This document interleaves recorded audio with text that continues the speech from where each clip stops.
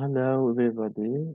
I'm Hamza Kalkoul, cardiologist from Algiers, Algeria. I would like to talk about the left atrium strain and left ventricular diastolic function in patients hospitalized for STEMI. The left atrium has an important place in the left ventricular filling and overall cardiac performance, as well as a dynamic interaction with ventricular diastole and systole.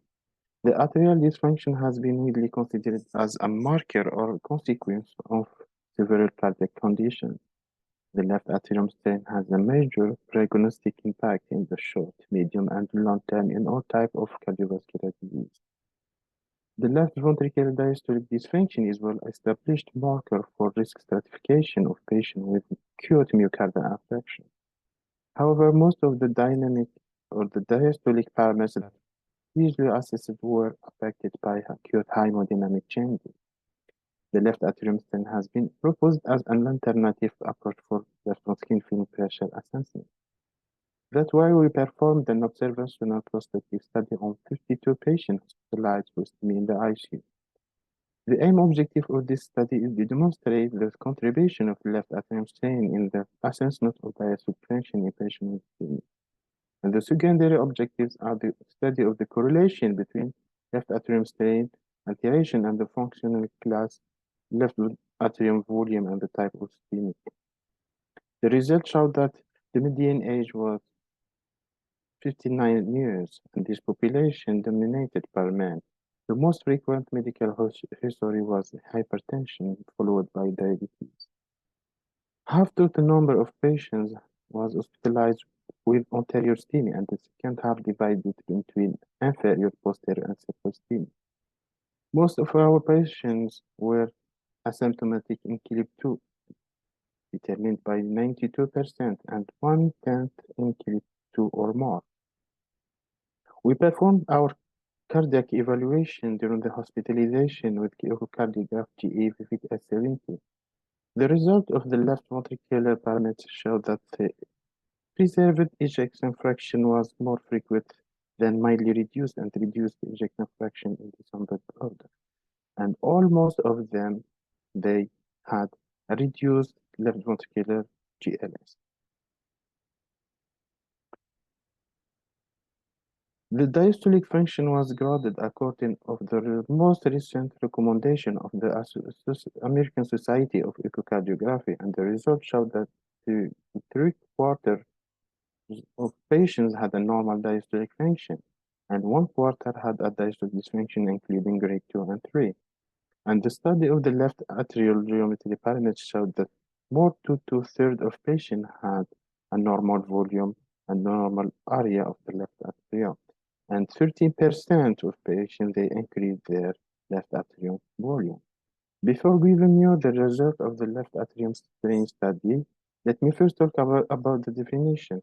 The left atrium strain is a deformation of the left atrium measured throughout the heart cycle.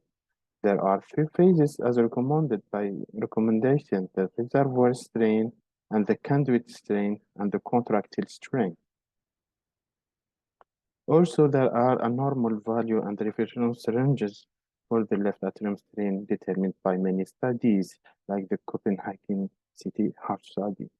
The result of our population showed that the 3 phases, the mean of the 3 phases is lower than the median of the value. So 39 versus 820 for the reservoir strain, and 15 versus 8 for the conduit strain, and 23 versus 11 for the contractile strain. You should know also that the reservoir function is the most important phase for the assessment of the left atrium strain. It was unimpaired in 87% of cases. The result of the coronarography showed that LAD is the most culprit vessel in this population. Half of total patients had one vessel disease. The study of the correlation between the left atrium strain and the functional class showed that all patients symptomatic in Killip 2 had a left atrium strain altered. And the most important result in this situation that 85% of Killip 1 had an alterate left atrium strain. Also, the correlation between the type of left ventricular diastolic dysfunction and the left atrium strain showed that all patients with elevated left ventricular and diastolic pressure, including grade 2 and 3, they had a very impaired left atrium strain, and 81 of patients with non-elevated left ventricular and diastolic pressure had a left atrium reservoir strain. Logically, all patients with increased left atrium ventriculum, they had a left atrium strain altered.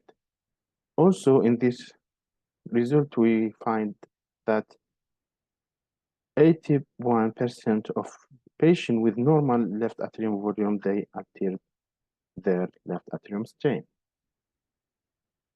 The left atrium strain is more impaired in non-terrier STEMI and with